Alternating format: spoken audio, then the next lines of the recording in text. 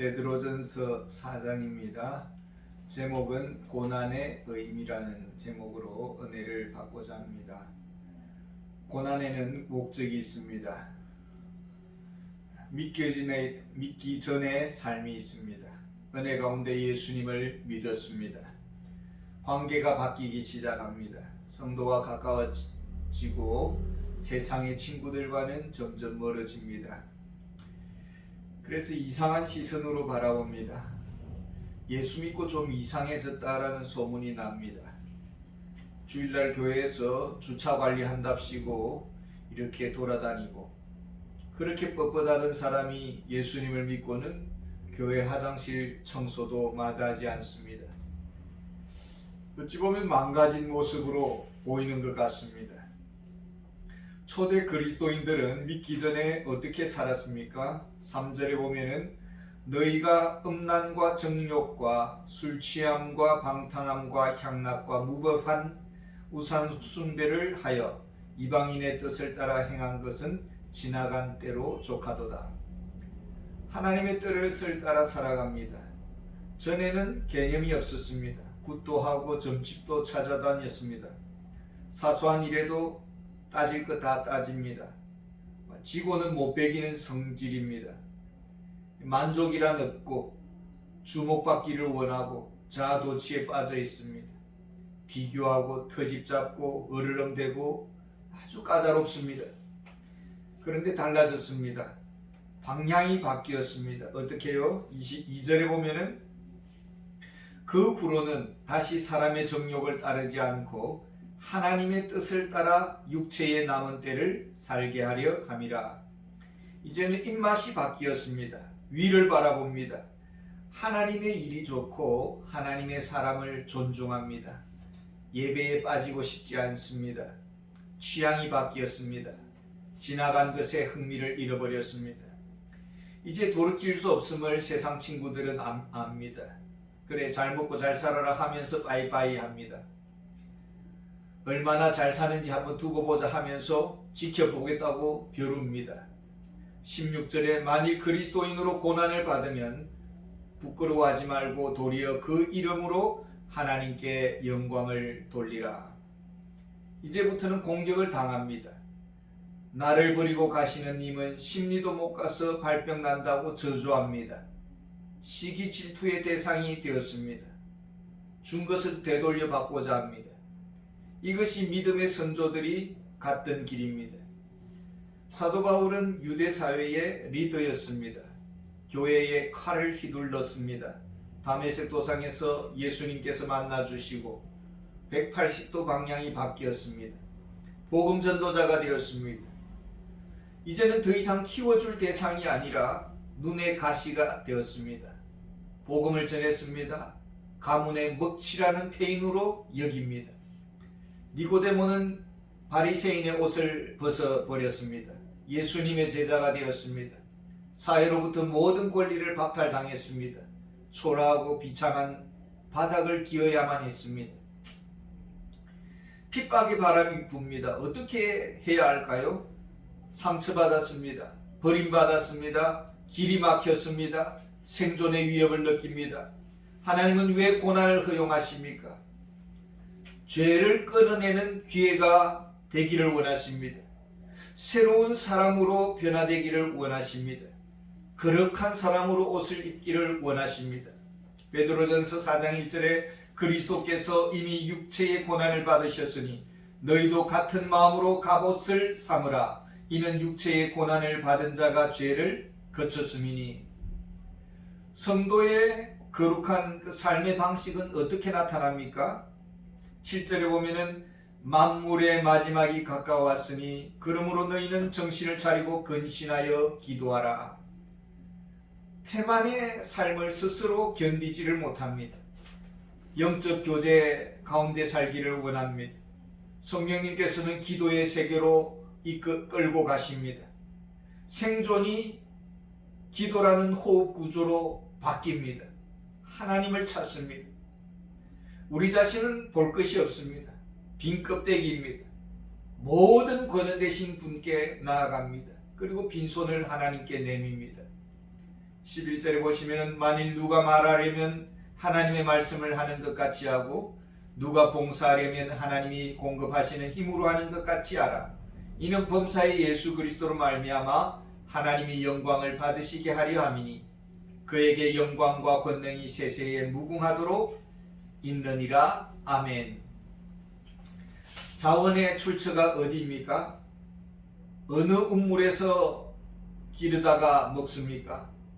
예수 그리스도로 말미암아. 로마서 11장 36절에 이는 만물이 주에게서 나오고 주로 말미암고 주에게로 돌아감이라. 그에게 영광이 세세에 있을지어다. 아멘. 만물이 주에게서 나오고 주로 말미암고 하나님께 공급받습니다. 그리고 하나님 안에서 생존합니다. 요한복음 1장 3절에 만물이 그로 말미암아 지은 바 되었고 지은 것이 하나도 그가 없이는 된 것이 없느니라. 하나님의 손길로 창조되었습니다. 예외가 없습니다. 요한복음 15장 5절에 나는 포도나무요 너희는 가지라. 그가 내 안에 내가 그 안에 거하면 사람이 열매를 많이 맺나니 나를 떠나서는 너희가 아무것도 할 수 없음이라. 하나님의 감성으로 훈련됩니다. 예수님의 가르침을 받습니다. 우리의 대화 중에 하나님을 느꼈으면 좋겠습니다. 무슨 일을 해도 하나님이 하셨습니다. 내가 아니요 하나님이 힘 주셨습니다. 이 고백을 원합니다.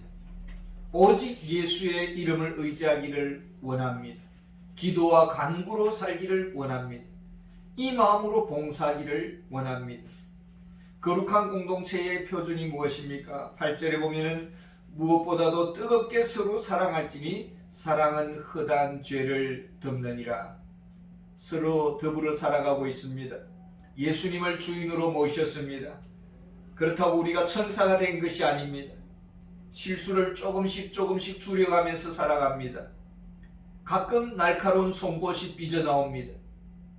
실수는 결코 용납이 안 되고 너그럽게 넘어가는 일이 없습니다. 그러면은 관계의 문이 닫힙니다. 용서의 마음을 품기를 원합니다. 잘못 앞에서는 죄송합니다 라고 고개를 숙일 수 있어야 합니다. 서로 죄를 고백하고 서로 용서하고 서로 덮어주면서 서로 세워가야 합니다. 거룩함이란 사랑의 열매로 나타나게 되어 있습니다. 9절에 서로 대접하기를 원망 없이 하고 하나님의 자녀들입니다. 전에는 하나님을 대적했습니다. 하나님과 반대 방향으로 갔습니다. 죄에 무감각했습니다. 그럼에도 불구하고 하나님의 자녀로 삼아주셨습니다.